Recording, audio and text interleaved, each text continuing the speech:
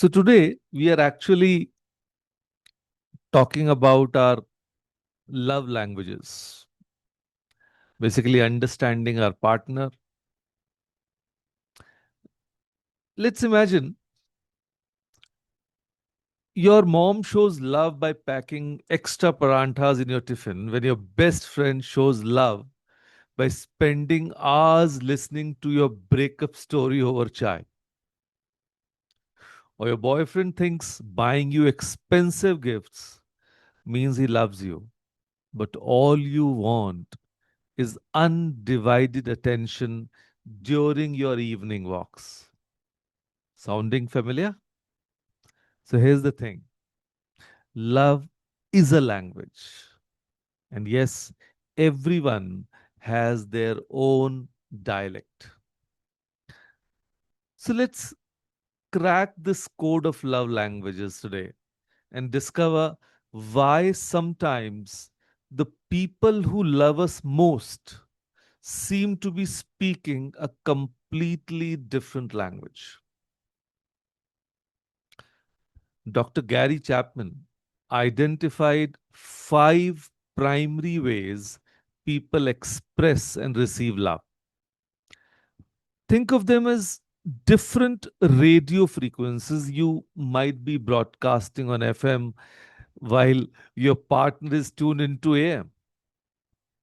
Number one, words of affirmation. तो कितनी अच्छी लग रही है, आज बहुत बढ़िया ड्रेस पहनी है. So, like that, something of that. Second, act of service, making tea without being asked. Number three, quality time, phone on silent during conversations. It actually means a lot nowadays because we are always checking on the notifications while talking to our loved ones. Number four, physical touch, hugs, holding hands, a comforting pat.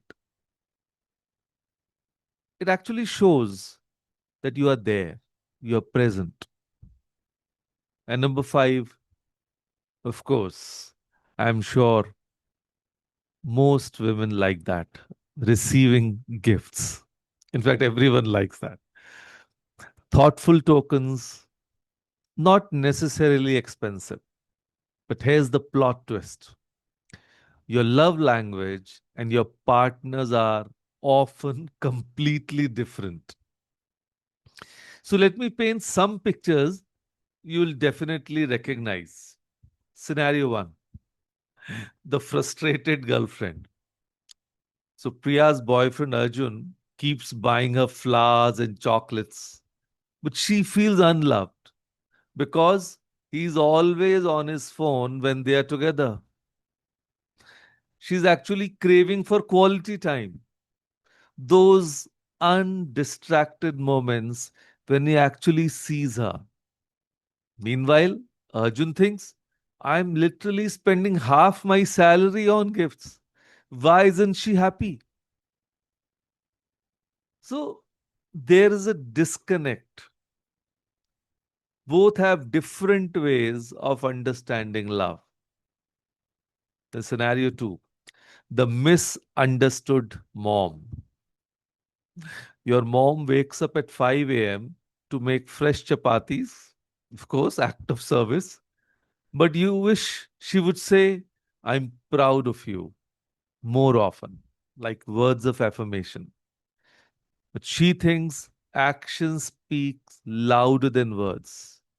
But on the other hand, you are dying to hear the words.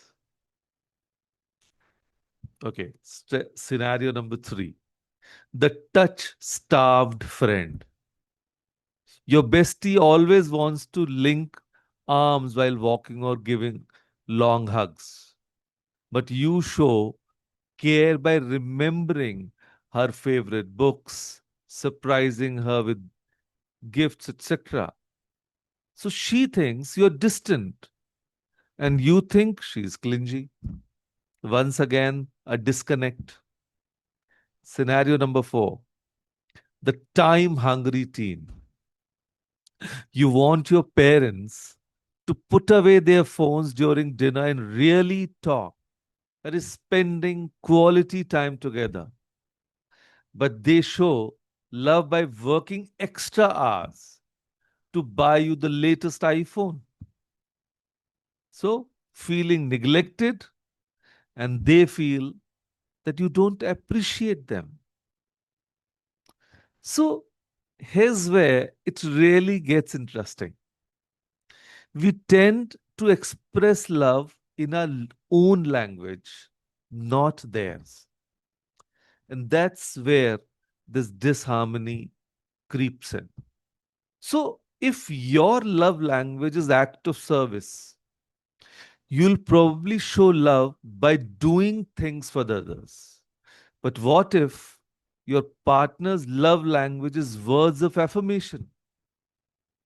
So you're making their bed every morning while they're wondering why you never tell them they look handsome. Even in our homes, like your dadi shows love through food. बेटा कुछ और खाओ, अभी तो दो ही रोटी हुई है, तीसरी भी खाओ. But maybe your love language is quality time. So you would rather sit and listen to her stories than eat another bowl of kheer. And like talking about the teenage relationships, you spend hours creating the perfect playlist for your crush, but they actually just want you to tell them how much they mean to you. So, right now, just think about these questions. Give some time to yourself. One, what makes you feel most loved? Yeah, something very, very important. You can say the foundation of our relationships.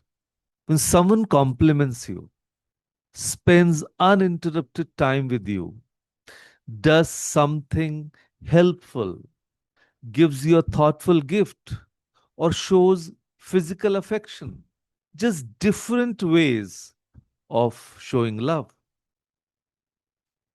Number two, how do you naturally show love? Do you praise people, help them, make time for them, or buy them things, or express affection physically? So it's both ways. Number one was what make you feel most loved, and number two, how do you show love? And number three, think about recent conflicts with loved ones. Could they be your love language mismatches? Let's say I have a friend. I would say there was a love language mismatch. The spouse thought that if I take her to fancy restaurants for dinners, she'll enjoy more. But the wife wanted to just have fun on chapati, we can say. So the person sitting next to you might have a completely different answer, and that's perfectly normal.